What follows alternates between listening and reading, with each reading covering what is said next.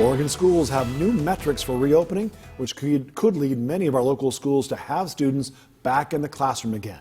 Thanks for joining us. I'm Brian Wharton. And I'm ALICIA RUBIN. We have team coverage for you tonight. Our Newswatch 12 team of reporters has been digging into what these new metrics are and when schools in our region plan to reopen. Newswatch 12's Tyler Ridgell is going to be explaining what these new metrics look like.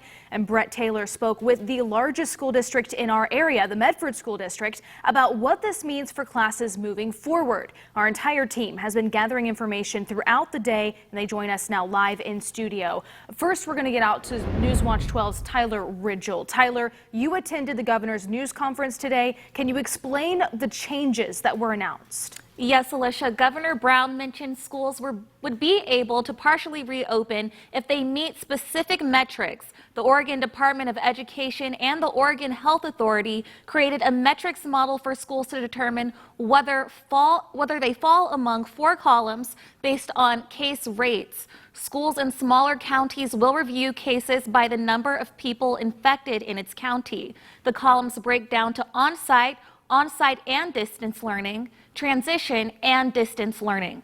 Schools will be required to review coronavirus cases over a 2-week period. If a school falls in the transition column, it is recommended that schools' authorities consult with the local public health authority on how to move forward.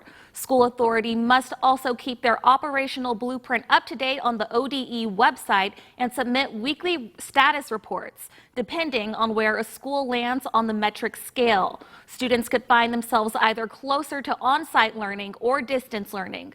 Governor Kate Brown says her focus is to get students back in the classroom with the assistance of the community.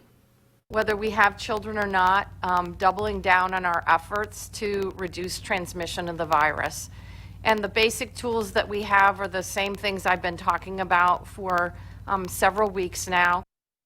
Governor Brown added limiting social interactions around the holidays can also reduce the spread of the virus.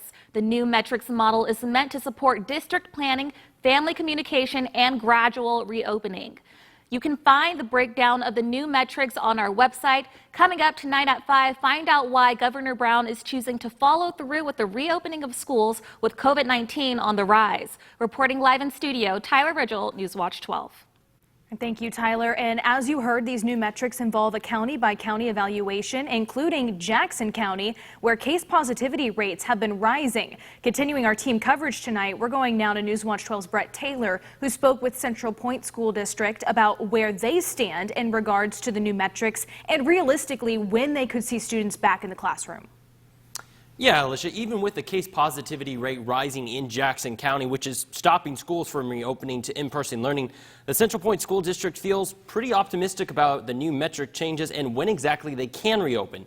The Central Point School District superintendent said today that they are prepared to go back to in-person learning or a hybrid method as soon as they meet those new positivity rates within the new revised 2-week look back. And if case positivity rates do drop, they do expect kids could be back in school within the near future. Although currently in Jackson County, we're seeing this spike in COVID cases that will keep us from having kids in school full time in the immediate few weeks, I think we have hope that those metrics will allow us to bring kids back, hopefully within a few months. The most recent data from the Jackson County Health Department shows that the county's positivity rate stands at 8.1%. The county must be below a 5% positivity rate before schools can reopen. Central Point School District wasn't the only district, though, to voice their opinion today on how the changes could benefit getting children back to in-person learning. Coming up on Newswatch 12 at 5. Hear what the Medford School District had to say about the changes to the metrics for reopening schools. Reporting live in studio, Brett Taylor, Newswatch 12.